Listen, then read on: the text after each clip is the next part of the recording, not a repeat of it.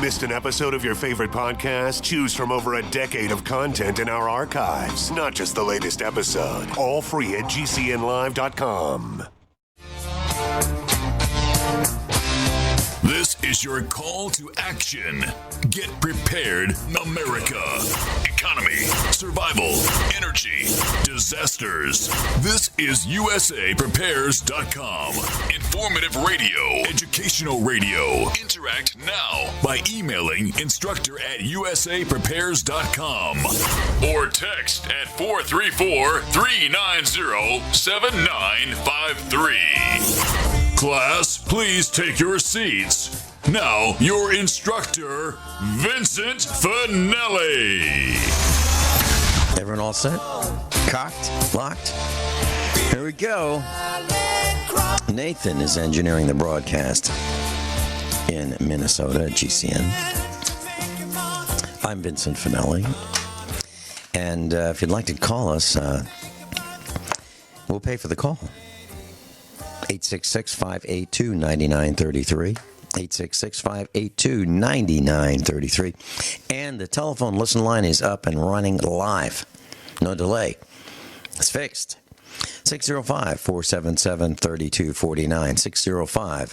605-477-3249. Doc Ram's with us. Dr. Richard Allen Miller. Welcome, Rick. Good morning. And with the wind up, and it's up. All four. Get a grip, man. Yeah. Hey, Rick. I love it. I love you. I love working with you. And hey, I love working with you too, Rick. Hey, when I was at the university back in the 1970s, he's trying to steal a base, guys. Watch him. One of the professors said something very profound to me, and to the rest of the class as well. I wasn't talking just to me. And he said that in 40 years, you guys are going to have a problem. It's going to be a big problem. And his forecast, his prediction was that 40 years from mid-1970s would be a huge problem with three areas. One is trash. We'd have a problem with trash, like what are we going to do with all this trash? Next one was clean water, and the third one was energy, and that was his prediction. Well, we have between the 1970s and today, we've had energy problems, we have clean water problems, and we have trash problems. And the one I'd like to focus on at the moment is trash. I was reading a story on the internet yesterday about this hermit crab, and this hermit crab is trying to make a home out of a broken bottleneck and the cap that's screwed on that was found in the water. So, and he was stuck, and he was rescued by a human. The bottom line is we throw out this trash, and so the first guy to dump the trash in the ocean probably said, is this a good idea? Oh, I don't care. Just it's a big ocean.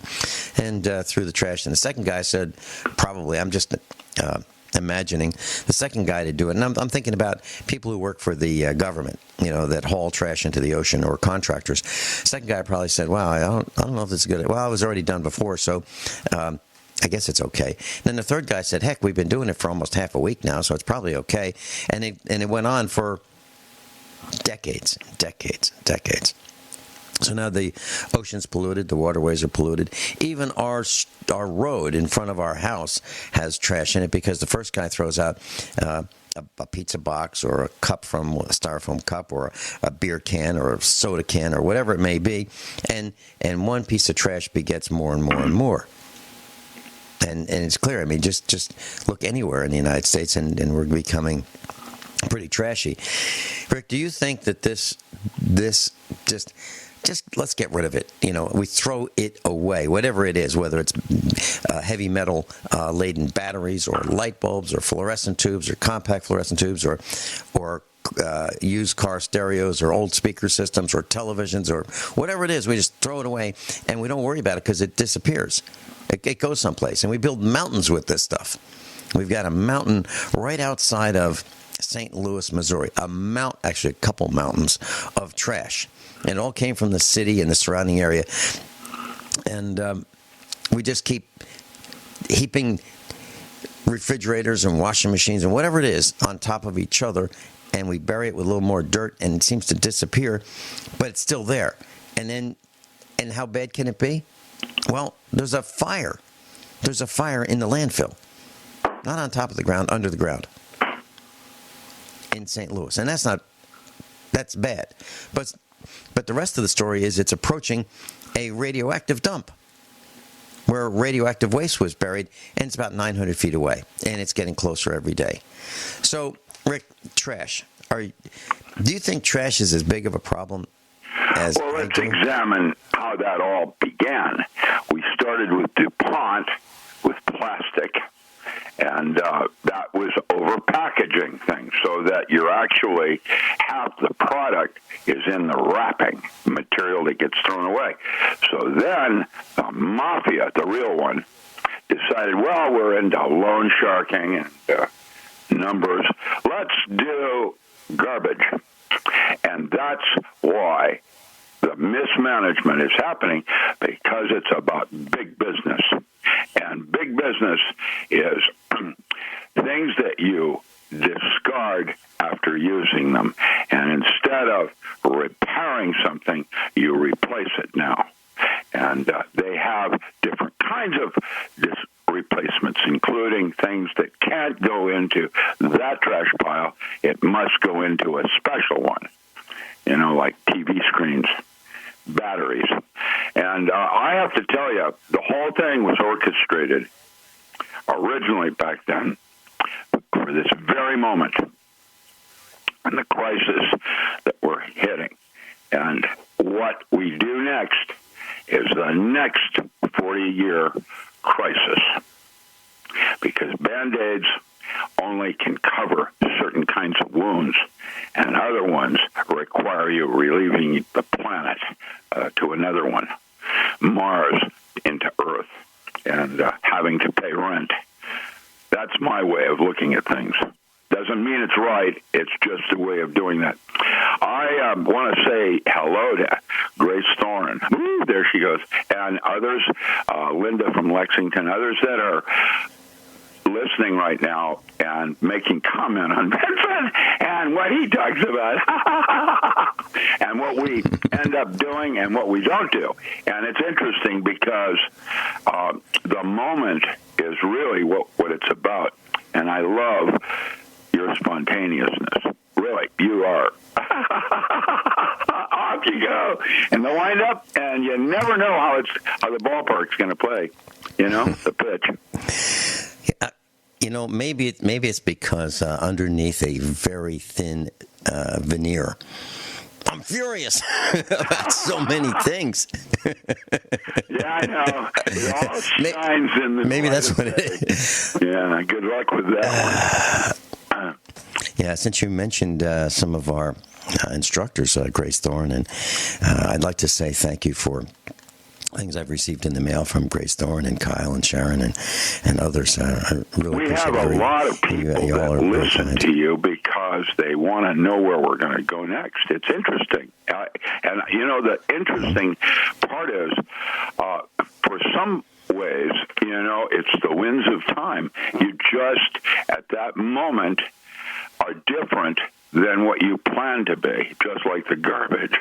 The garbage is an atrocity, and the original concept of it was that it was going to be used as our source of energy.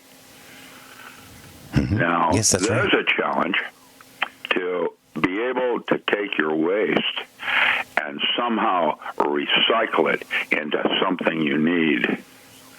And that's a very important concept, because the next one I'm going to give you is the distinction between things you want and things you need. And if you go to jail, you still have toilet paper. Mm-hmm. Yeah, but they might consider that a want instead of a need. It's, if you're out in the wilderness and you reach for a piece of grass, that's not going to be quite the same thing. Yeah. You're talking about recycling. Back in Virginia, when we first set up shop there, started farming there, there was a series of several dumpsters, and if you had household trash that you wanted to dispose of, you would just go and drive over to the dumpster and you'd throw your bags in there, and as simple as that. Well, then they decided, the county decided that was not a good idea. What they wanted to do was set up something called a convenience center. Now, the dumpsters were open 24 hours a day. There was nobody there, and it was incumbent upon you to make sure that the bag went in the dumpster, not around the dumpster, or not, spread out. And they set up this convenience center, and one of the things that they did that was really different was they set up a recycling center for glass. And they had 3 large green containers that you with sliding lids to keep the water out if it rained. And you could put your bottles in there, but you had to rinse them out. So they wanted the clear ones in one of these containers, the brown ones in another container, and then all the other colors in the third container. So it was up to you to figure out which container the colors went into. And they had a guy there that they employed, and this convenience center was not open all the time. It was restricted hours, and you had to show up when they were open. And if you didn't put the right color washed out glass jars and bottles and jugs in the right green bin, he would sort through there and rearrange them and redecorate them so they were arranged by the colors. And a lot of us thought we were doing good. This was a good thing because we weren't just throwing things away and they were ending up in the landfill.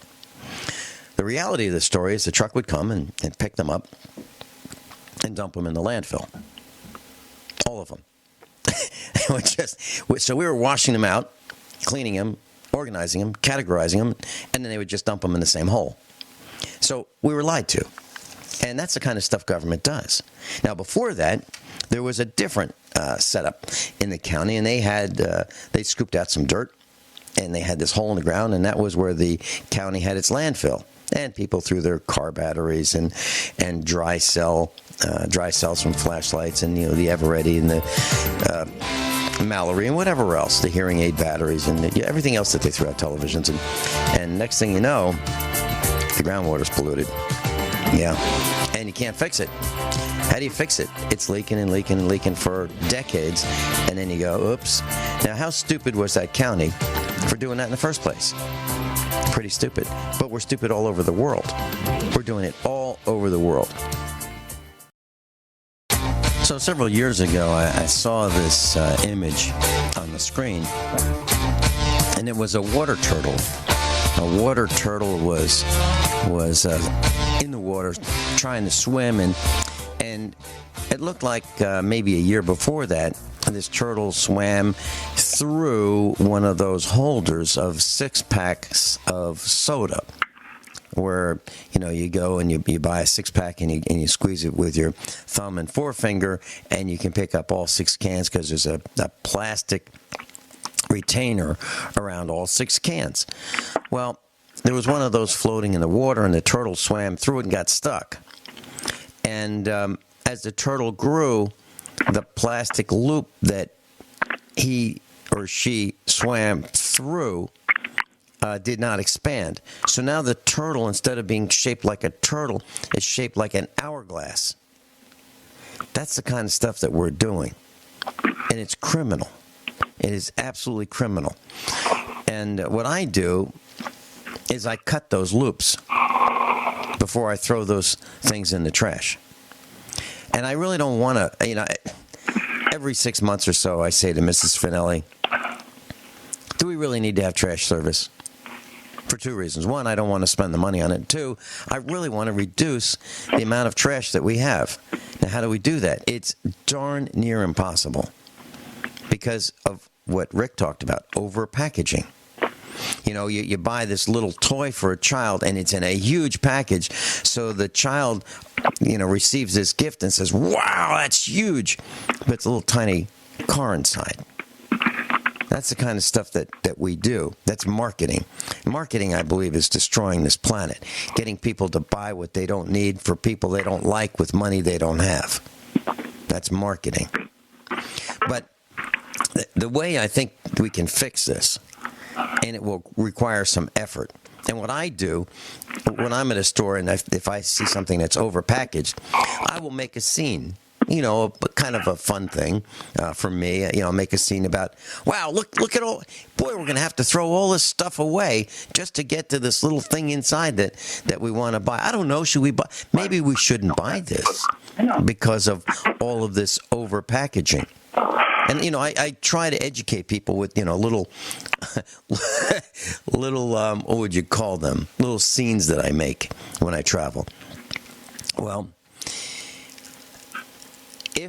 if we were to take that overpackaging back to the store and say, hey, I'm sorry, I really just wanted the little thing inside.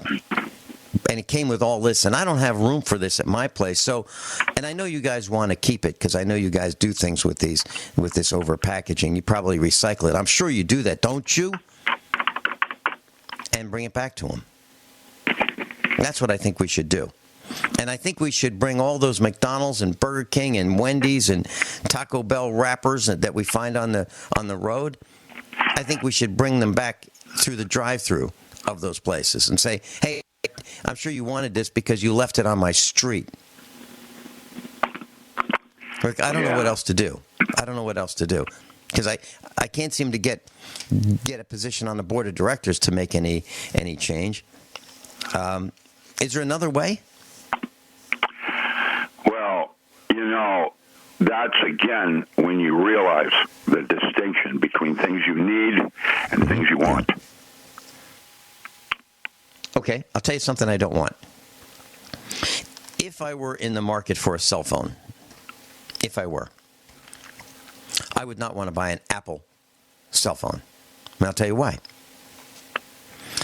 Because Apple has engineered in planned obsolescence. And that's all my opinion. So Apple, when you come to sue me, I've said this is my opinion.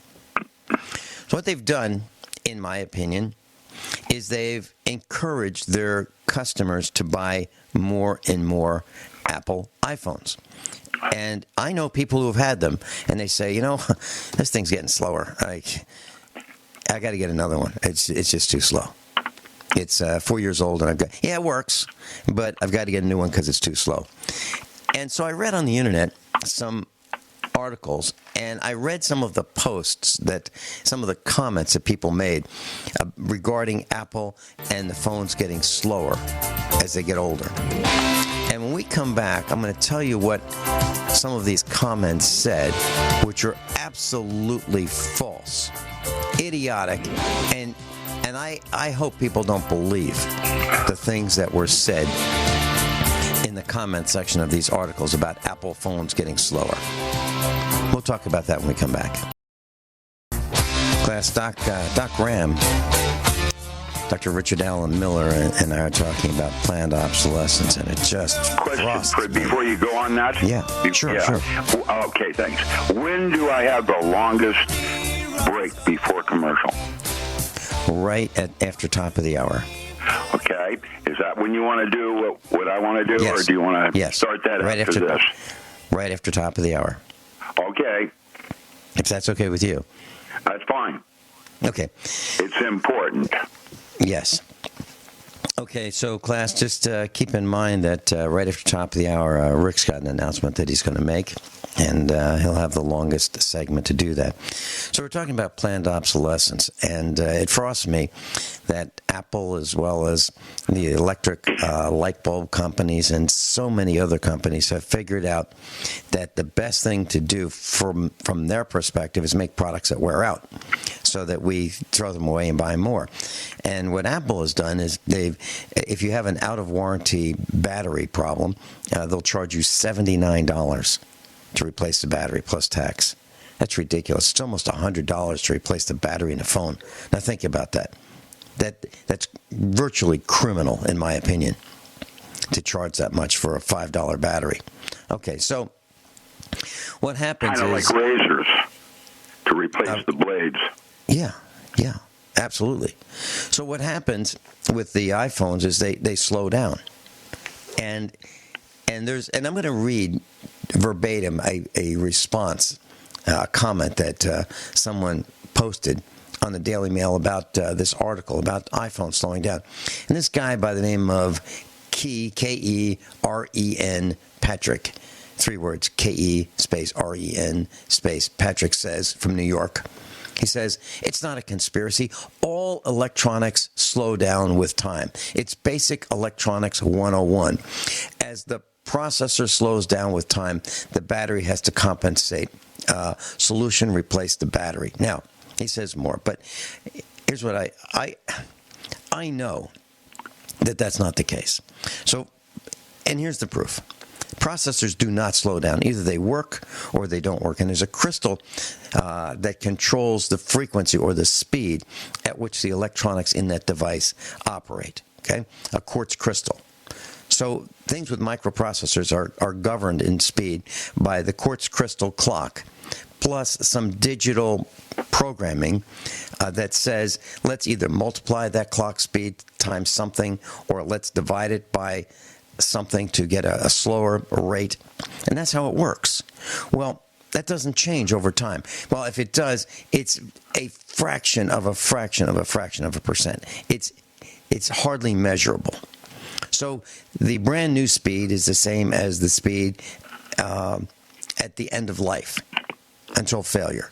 Well, so what Apple is saying, Apple responds, and it's very clever, in my opinion. What they're saying is, well, you know, as the battery becomes weaker over time because of the charge and discharge cycles, as it becomes weaker, the operating system looks at the battery and says, you know what, this thing doesn't have a lot of power. So what we're going to do is we are going to slow down through software, through the operating system, the speed of the processes, and it will appear to the user as, gosh, this thing's getting slower. Well, it's designed to get slower. It is designed to get slower, so that as you need a battery, you go, wow, battery's, heck, a third of the price of the darn phone? I'll just get a new phone. That's what they do. So the reality is, it does not have to get slower, but it's programmed to get slower. And Apple's excuse, well, you need a battery. So what does Apple do? They say, you know, instead of $79 plus tax to replace the battery, we're going to give you a good deal. We're going to sell you that $5 battery for $29 plus tax. And then you know what probably happens? They probably say, and I'm just hypothesizing here, they probably say, you know what, since we got this thing opened up and since we're servicing it for you, what we're going to do is we're going to give you the latest update of the operating system, which restores you back to the point where your iPhone runs full speed. So then you go, wow, that's great. You know, it was the battery. That's what I think this is all about. And it's not just Apple. So if you, what is my take on this? Am I interested in buying any products from Apple? Any products from Apple? Absolutely not. Absolutely not. And it's not just Apple. It's your car battery. So if you go to the Chinese factory outlet and you want to buy a battery for your light truck or your car, heck, they've got an EverStart. That's what they call it. That's the brand, EverStart. That's the Walmart brand. And it's guaranteed for years, 84 months, I believe. Yeah, 84 months. But the darn things, we buy them. And how long do they last? 3 years. They have a 3-year free replacement warranty.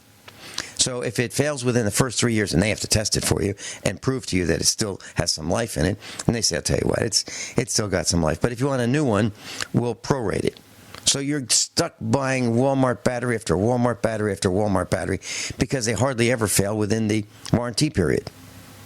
You know, the 3-year free replacement. That's planned obsolescence. Sears did the same thing when they first came out with the Die Hard battery. How do I know? The service manager told me when I was an employee back in the 70s.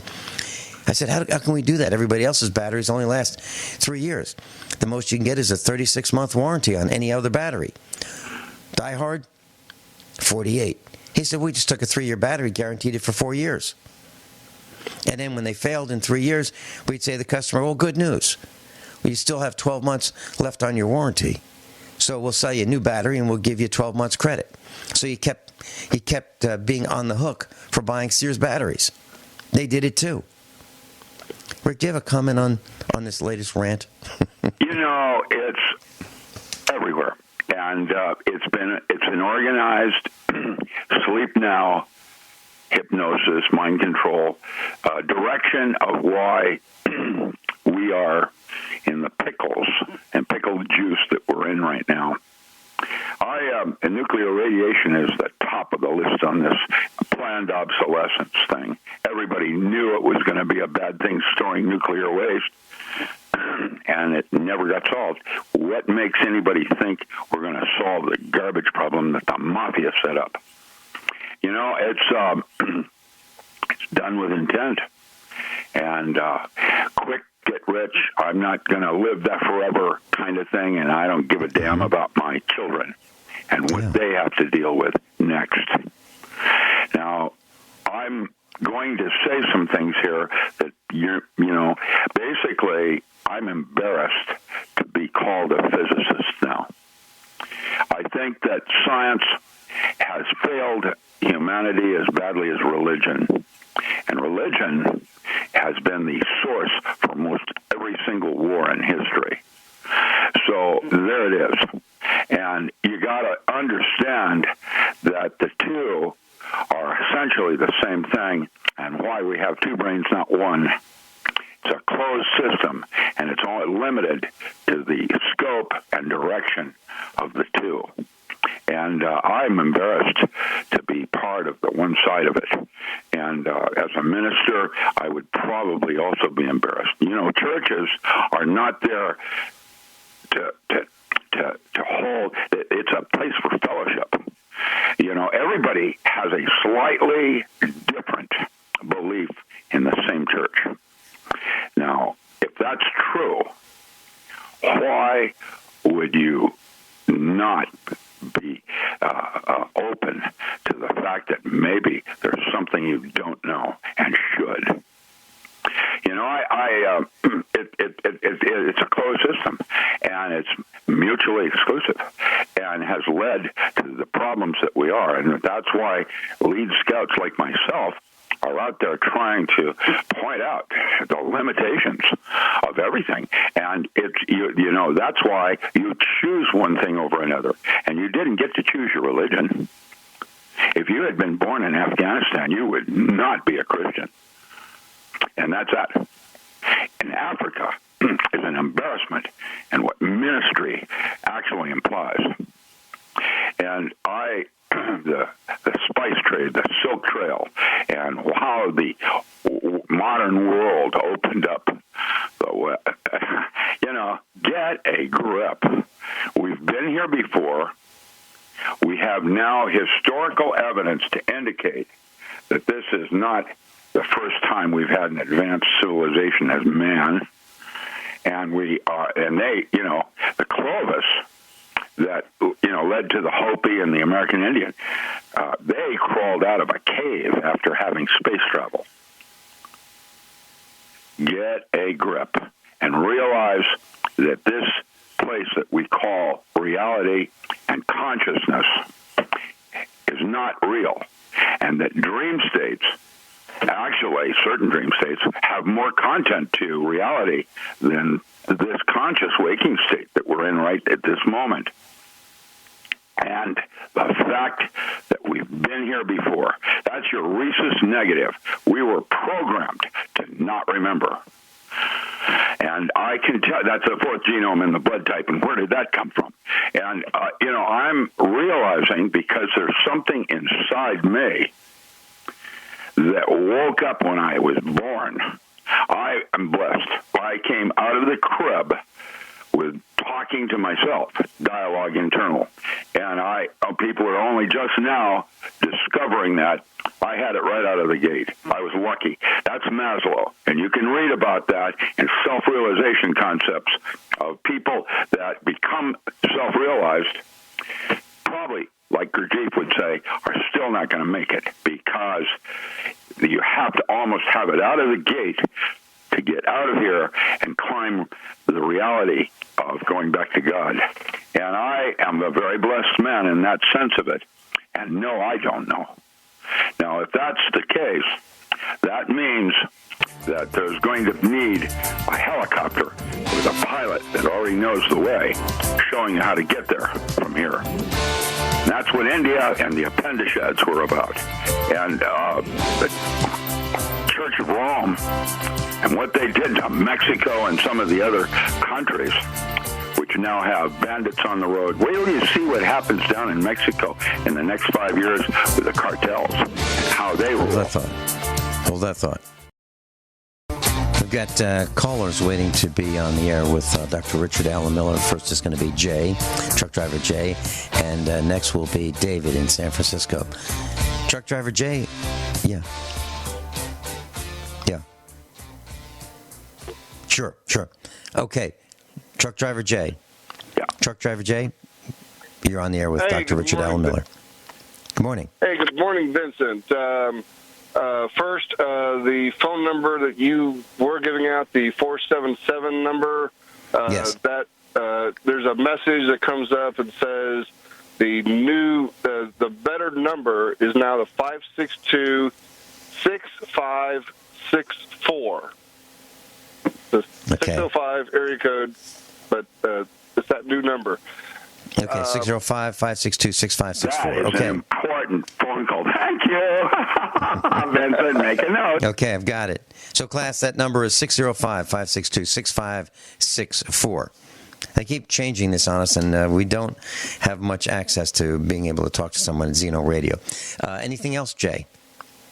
Yeah, you were talking about the electronics that wear out.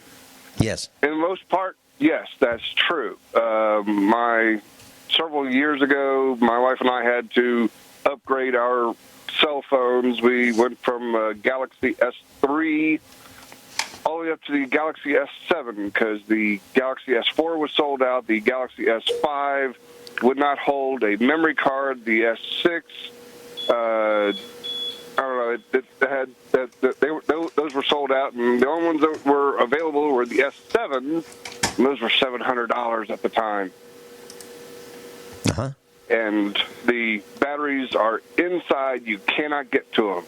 Now, there is one... Planned obsolescence. Yeah. There's an echo. Yeah. Yeah. We have... Hey, guys, we're experiencing a power failure here. We're on solar backup. It's working. It'll probably get us through. You'll notice I may not get to do what I needed to do. Watch carefully. No, you will. Well, good luck. Anything else, truck driver Jay? I want to get also to David.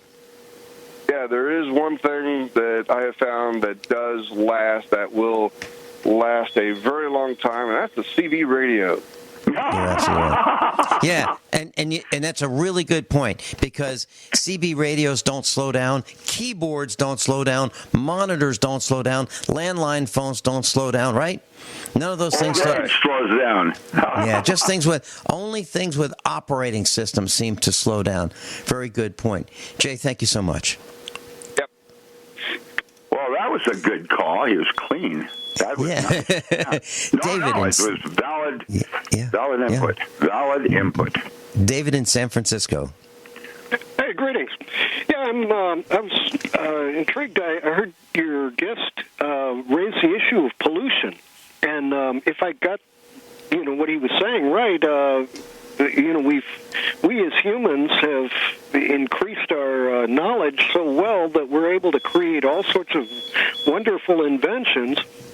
But we end up with hazardous waste pollution laying all around, and because most of the manufacturers are too cheap to clean it up, we're poisoning ourselves with these new inventions. The other part of it is that knowledge, increasing knowledge, is not necessarily evolving, and that we know more.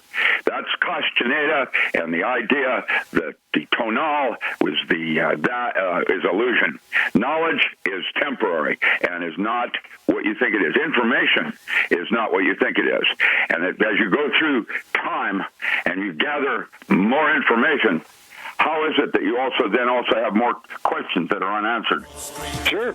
Yeah, well, just a one-liner. It seems like for the cleanup, we have to create our own value. And, there you go. That's a clean way of putting it. Yeah, it's like their numbers are more important than our lives. What's going on in San Francisco? Is the other guy from that area too? I don't know. Jay was in Lincoln, Nebraska. Oh, Nebraska. Yeah, I got an echo with both of you, and so I got the San Francisco part as an echo. I was just saying that's interesting. Yeah, it looks like we're going into top of the hour news and commercial announcements. David, thank you so much for being with us. Please call again. Yeah, my pleasure. Good week. Good New Year. Yeah. Thank you. Same to you. Everyone all set? Cocked, locked, hour number 2 of the USA Prepares. Dr. Richard Allen Miller's with us. He's got an important announcement that he'd like to make.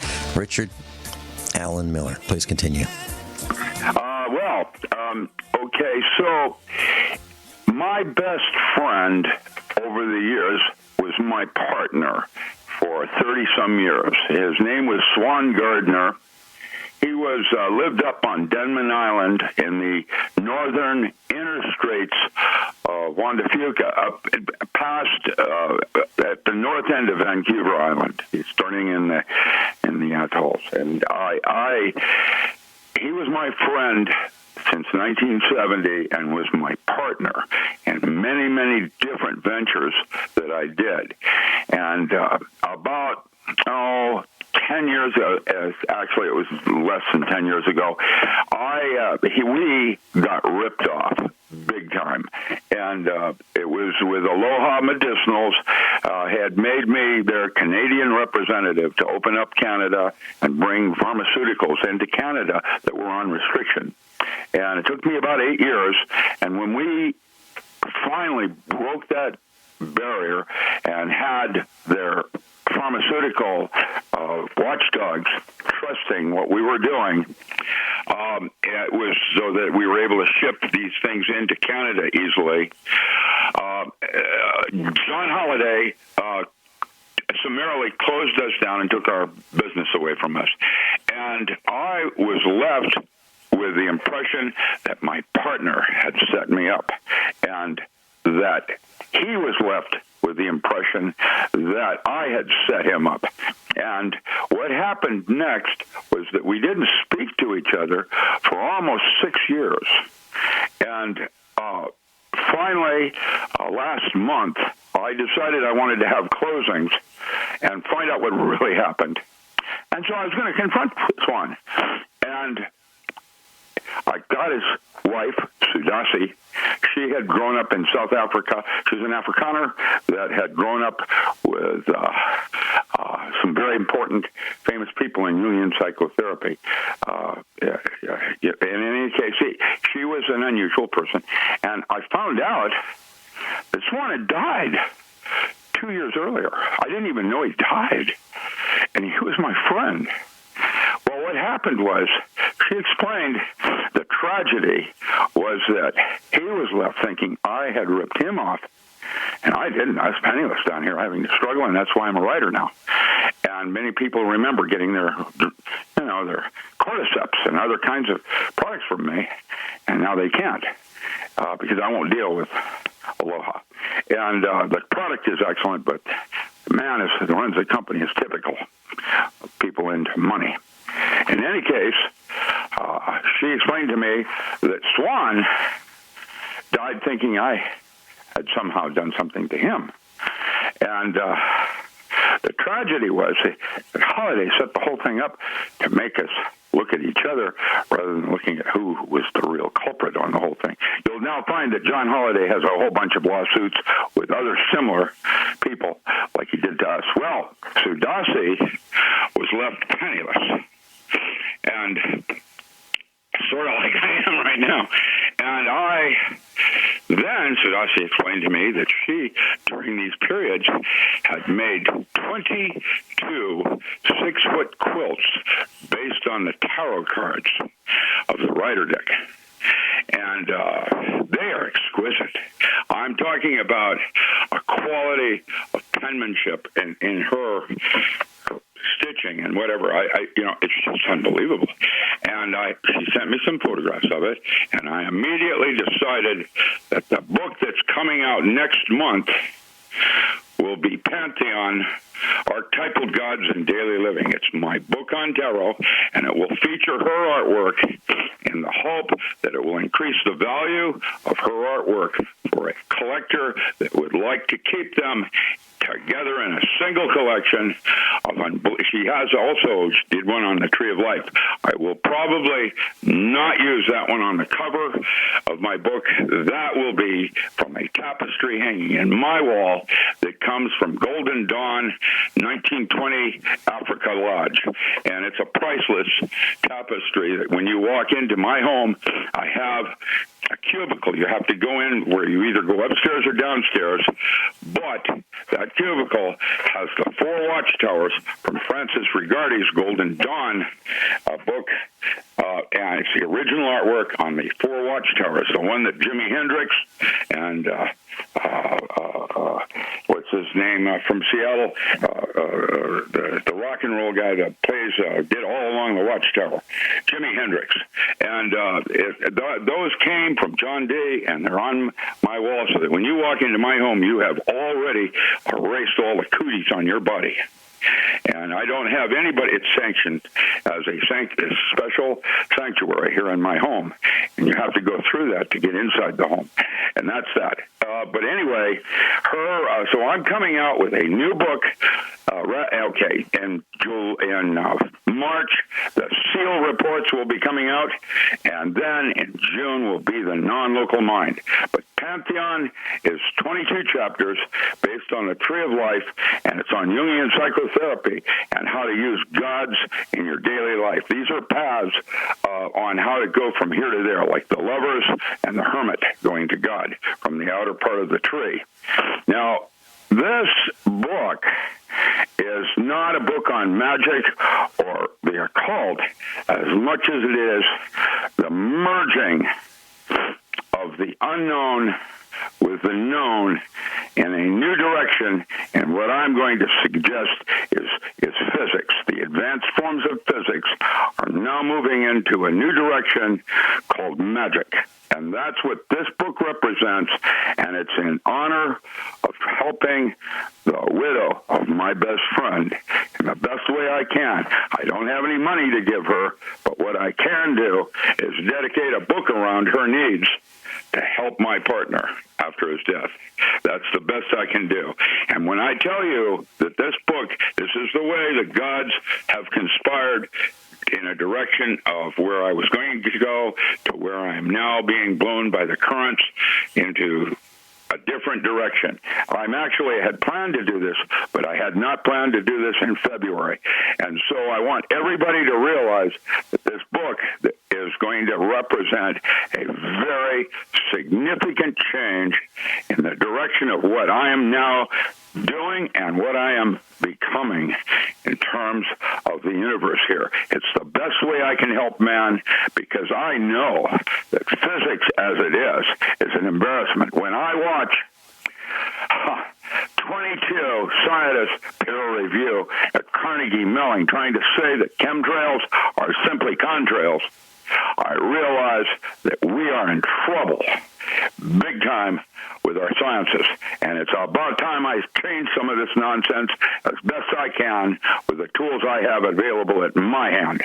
And I'm embarrassed about science and the way they're handling trash, the way they're handling nuclear radiation, the way they're handling everything. It's not right. And the Greek culture, their technology was a type of philosophy working with pantheon of gods. And that's what the tarot is about. That is what Hebrew systems of metaphysics are about. And the Tree of Life is a roadmap on how to get back to God from previous epochs. And so I'm going to try to bring it all together and show a different direction of science where basically advanced physics is magic with a mystery school. And the mystery schools, plural, will be the distinction between this, the way Frank Herbert did it with Space Guild and the Mentats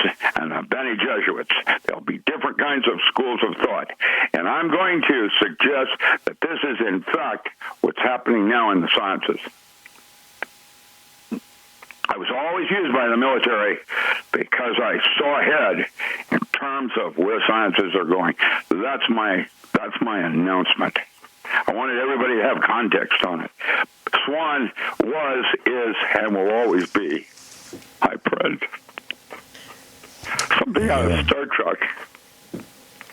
So, Rick, how will we be able to purchase these books from you?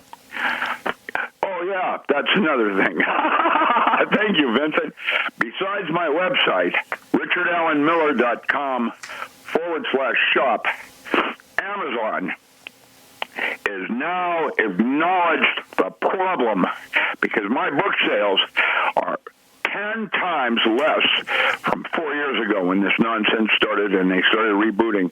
There's someone high up in Seattle that is now trying. Stay tuned on whether it's effective or they're blowing smoke up my behind, but we'll see. Anyway, that happened this last week where we got a hold of somebody and they acknowledged there was a problem. Now, I don't know how to solve the little publisher against a monster like Amazon. However, I remember how David brought down Goliath with a single stone and the direction from God. So stay tuned on how this all plays. What I'm doing now is trying to recover from everything. And I am now accepting donations again so that I can publish these books. There's no way I could do it otherwise. The people that are working with me today are doing it because they believe in me, not money. And they're doing it because they see what I'm trying to do as important to the world. I don't have any I don't think it's like John Belushi.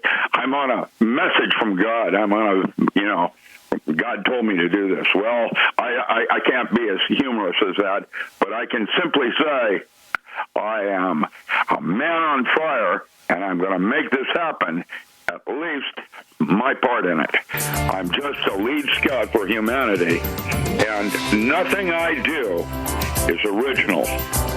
When I say that, I notice that the Nobel Prize is always shared with another.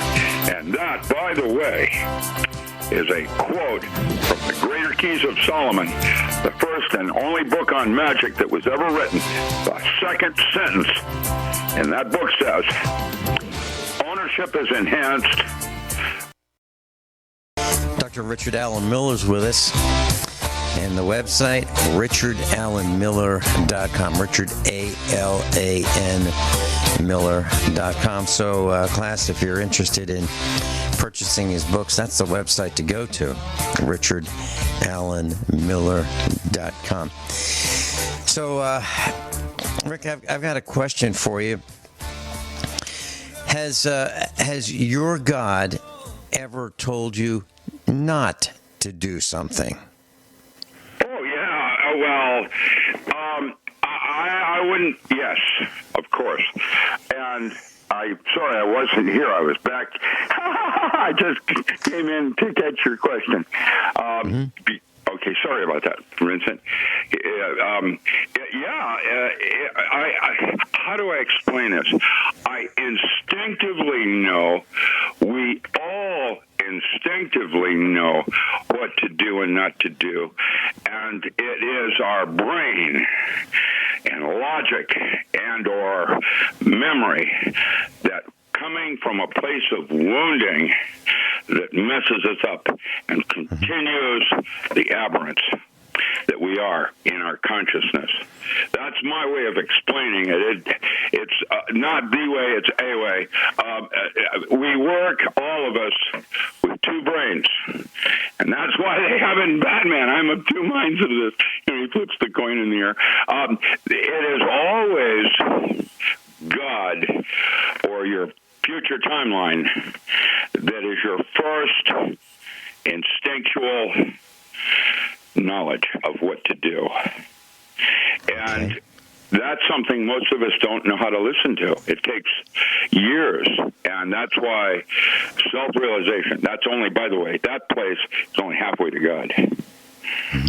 That's your future. That's a future timeline telling you, trying to talk to your moment. That's what we have, is the moment. We don't have a future or a past. What we have is the moment as a way of looking at time. And what coincidences or synchronicity or whatever way, the words you choose to use, when you find significance in one thing over others, that's how the future talks to you. Mm-hmm. And if you pay attention to that and you integrate it at that moment, watch what happens next in terms of flowing as opposed to what we call karma. Okay. Let me share a story with you, Rick, and the class. So I got a call from a gentleman, and he said, there's a YouTube video, and there's a guy who's in prison, and it kind of feels like you've abandoned him. So I said, what's the telephone number of the guy who did the YouTube video? So I got his name and his number, and I called him up. And he said, yeah, there's a guy in prison, and, you know him, and he feels like you've abandoned him. And so my response was, well, I haven't abandoned him, but and this person who did the YouTube video was, a Bible-thumping, praise the Lord person who was, telling me that Jesus this and Jesus that and, what Jesus wants him to do. And I said, okay. And I'm paraphrasing. And I finally told him that, look, my God told me not to get involved, not to do it, because every time this person came on the air with me, it became worse for him. Every time he talked to me, things got worse and worse and worse. And he would talk on the air, and he would tell us, what was happening in the court cases and so forth, and what he was going to do, and and it became worse for him and his wife. And I said, my God told me that because it keeps getting worse, I should not get involved. I should not talk about it, because ultimately he might get killed as a result of that. And I don't want that to be a result of something that I was involved in. And that was the only thing that seemed to get this other individual who did this video on YouTube to say, okay, I understand. Because his God was telling him, go forward, and help all these prisoners who were in prison. And he thought it was incumbent on me to get involved even more. And I said, no, every time I get involved, it gets worse for this particular individual. So I just wanted to share that. Now, that's why I asked you if your God has ever told you not to do something. Well, it's like, you know what to do. Each of us is different. Yeah. Okay. We'll be right back. Dr. Richard Allen Miller's with us. Yeah, Rick, I wanted to conclude, too, that it's about gratitude and sharing or generosity. And that was, my girlfriend and I tend to go to a church every weekend somewhere.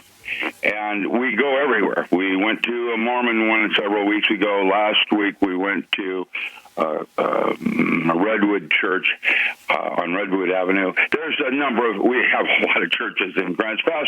And so what we're doing is we're going to different ones, a Quaker one week, a Seventh-day Adventist another. And we are discovering our neighborhoods. We are discovering different ministries and what they have to offer and their, lesson for the day, that kind of thing. And I have made some wonderful discoveries and seeing friends everywhere. Every church that I go to, different church, has got someone I've known because I've lived in Grants Pass for 30 years. And I am now becoming more aware of the diversity of churches that there are and have come to the conclusion that my individual conclusion, not necessarily the truth, that there are as many religions as there are human beings, and that is what made us God's favorite, was the choice and diversity of what represents humanity. It's really astounding when you look at it from that point of view. It's a miracle to see the diversity.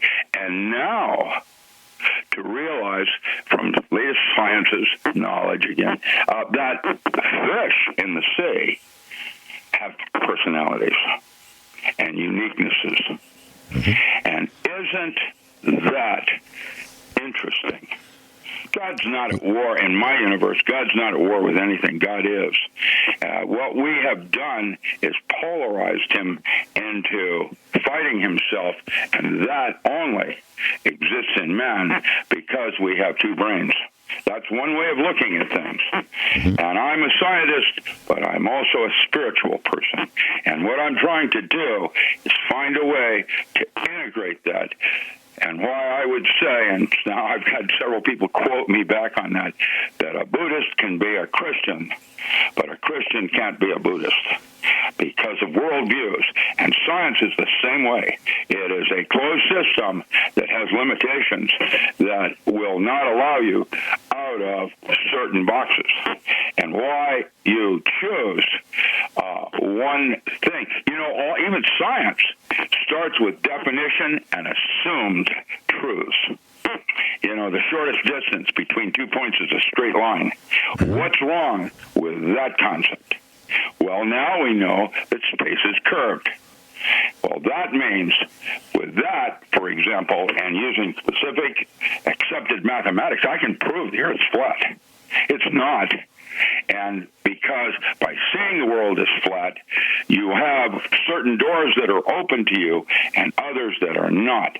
And why we went from quantum mechanics to holographic systems, because it closes these doors. Quantum mechanics, for example, that's digital over analog.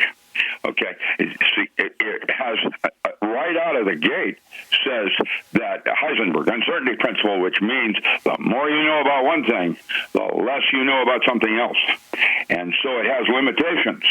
Just like holographic systems, where you assume that the space is we don't do space-time as our measurement. We use information as bits of information, and then that has its limitations. And so we will go at some point from a holographic system into something more, multi-world. They started with string theory, and now we're up to knot theory. Boy Scouts tying bowlines with plasmas. And I can tell you that I don't know, because it doesn't work that way. That's a physicist now finally saying something like that. It has to do, when you set up a theory, it has certain doors that it will open, allowing you access, and others that are closed to you, just like Muslims have limitations as well as Christianity. And what you do is sometimes it's not appropriate to wear a sweater in the heat of summer. That doesn't mean you throw the sweater away any more than certain belief systems are comfortable. They simply may not be appropriate for the system or a goal that you're trying to do. And you should not allow your belief systems to limit what you become, because they're tools in a toolbox. They are not absolute. As you were saying that, I was thinking about what you said about bits of information. I was thinking about companies. Which companies are successful? Well, which companies used to be successful? Companies who that made things like automobiles, televisions, radios, wire. Companies that made things out of iron and steel. Now we look at companies that are doing well, and what are they doing? They're involved in information movement, information storage. Amazon, Facebook, Google, Alphabet, Verizon, U.S. Cellular, right? Those are companies that are doing well, and they're in the movement of and storage of information. We will lose that in another 20 years to something new. And I'm trying to, because information is not any more valid than space-time as a concept. It's important that you understand that. In information theory, they state as a basic theorem, if you have enough information to ask a coherent question, you have enough information to answer it. That's where information takes you. Takes you into a circle. It's a closed system and has limitations. You know, we're talking about the Earth and how we're destroying it. And one of the things that we haven't really touched on is the damage caused by noise pollution. Oh, don't get me started, man. Harmonics and all the rest of it. 432 over 440 cycle. Go figure. Here we are again. The end of days and the beginning of the next epoch. Well, I was reading an article about birds, and the article talks about, loud environments cause birds to have skewed hormone levels, and the skewed hormone level seems to cause the birds to behave strangely. So young chicks are smaller now, have fewer feathers, less likely to survive. Cities are as noisy as the surrounding areas where natural gas is compressed or industrial gas is compressed. And so you can't see noise except on instrumentation, screens and meters and so forth. You can certainly hear noise, some noise, within the audible spectrum. But what we're finding out is noise is causing animals to leave. They don't want to be near that noise. And I don't either. Yeah.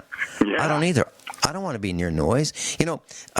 There was an area on the East Coast back in the 1950s, and there was a rumor that there was going to be a jet airport being built near this area where people lived, and people were selling their houses in panic because nobody wanted to live near a jet airport. Nobody. And I don't blame them. I really don't. I don't want to live near an airport. I don't even like it when helicopters do a flyby over our house because they're so darn noisy. They scare animals. It's not normal, but we're still doing it, right? We're still allowing it. And we're killing the planet with everything that's polluting us, including noise. That's called the voice of the silence. And the Appendichads writing about the lost chord and the sound at the end of the rainbow, Gaia, singing. And each Earth has noises that are natural, having to do with the plasticity in the center of the Earth, the heat and the shifting of magma. The Schumann's resonance with the lightning strikes has a specific frequency. They say that's changing. By the way, it can't. By definition, Schumann worked at Perth in Australia, University of Murdoch. He discovered that it's a geometric thing having to do with the size of the Earth, the roundness of it. Titan, for example, has a Schumann's resonance of 4.00. Now, there's different beats for different geometries, and it's a physical thing. It can't change. There can be octaves, but there isn't a change in Schumann's, and that's why the aortic arch in the heart has evolved to that point, because the stochastic pressure of the heart pumping puts that at Schumann's resonance so that you can have brain entrainment from natural sources for your best healing and cell salts moving through the body. Now, I'm going to say some further things about that. When you quiet your mind, rather than earplugs and listening to all the different diverse honking of noises in the atmosphere, you will hear a sound in the right ear. And that's written about and many, many older texts, including the Bibles. And there it is. That song is the beat of earth, and her singing, it's a female. I don't know why it's a female any more than a ship is a female, like Her Majesty, whatever. That I'm going to say is if you can train yourself to that, that noise will take you back. Dr. Richard Allen Miller's with us, docram.com, docram.com. Also, richardallenmiller.com, richardalanmiller.com. George in New Hampshire, USA Prepares instructor, welcome. Hi, Vincent. Hi, Dr. Rick. I remember you said, Dr. Rick, that you have to train yourself, but you know and I know the fact that it should come naturally to us to be still and to know, but in this modern age especially, it's very difficult, and it's almost like a lost science. But the best mechanism, if it can be called that, I've found, is there's an exercise. It's very simple. It's free. Antidoteforall.com. And what it does is just allows you to sit quietly in a room. And I know the Bible said when you pray, go into a closet, or as I'm sure both of you will agree, the ancient mystics, the enlightened men of old, they'd usually go out to the wilderness or go up on a mountain. You don't have to go to the Himalayas. You don't have to go to a cave. You don't have to go in the mountains. In other words, this will teach you a way how to stay in the moment, because, you'll be in the presence, and that presence is where you'll find the source of everything. And we're walking around like energized beings that have our plugs unplugged from the outlet, that we're walking around with a charge of electricity, but it just continues to run down right up to the end of our lives. The Buddhists, their Bardo Thadal, the Tibetan Book of the Dead, all of that talks about how the Buddhists had space travel, and that's what's on the backside of the moon is a Buddhist spaceship. And that is a gospel. And I'm going to tell you, we've been here before, and all the saints in history have stressed the importance of meditation, going internal. The answers are not out there.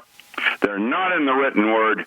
They are in your interpretation, internal. And that's why I would say that there are as many different religions as there are human beings on this earth. And what you need to do is train the mind. It is an unruly child like me, all over the place, and yet extremely intelligent like a child is. It is the distinction between a 4-year-old and a 7-year-old.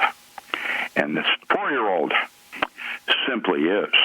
And that's going from the profane into the sacred. That's what Jungian psychotherapy and the Greeks talked about.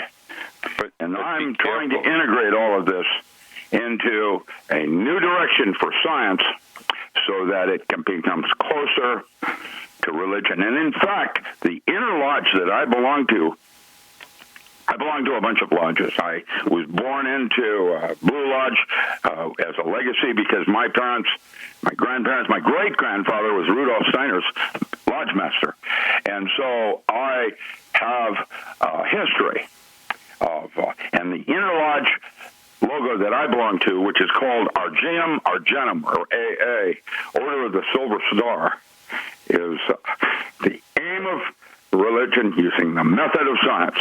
But remember, all religion, that word has been slurred. It's realignment, reallegiance, and believing is to be living. And what I'm saying to you is that there was a Buddhist monk who died, and when he went to hell, now he met Buddha. Now, what I'm telling you is there are meditations that are dangerous. Many of the Eastern ones are, the Indian and the Buddhist. And I'll just say this, when they say the word Om, that is is a way of drowning out reality.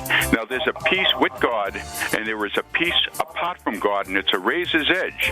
And be warned, there are pure forms, antidoteforall.com. I know it. I can go back 40 years with it, and I'll say that is a true methodology. And we don't have time to reinvent the light bulb 2,000 times like Edison did until he found the right way. There is right ways and there is wrong ways, and they appear, like I said, many will come in those days, in the latter days, and will claim that they are the Christ, or he's here, he's there. No. I'm telling you to be warned. Be careful. And I'm going to tell you this, there are dangers in ultrasounds for babies.